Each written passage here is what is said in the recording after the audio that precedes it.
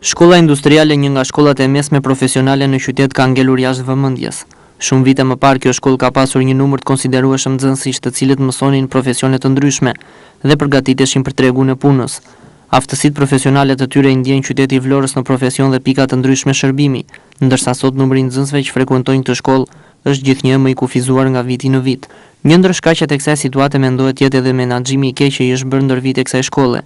Një shkollë profesionale e cila tashmë është kthyer në një punishte të vogël private, duke larguar vëmendjen nga nxënësit.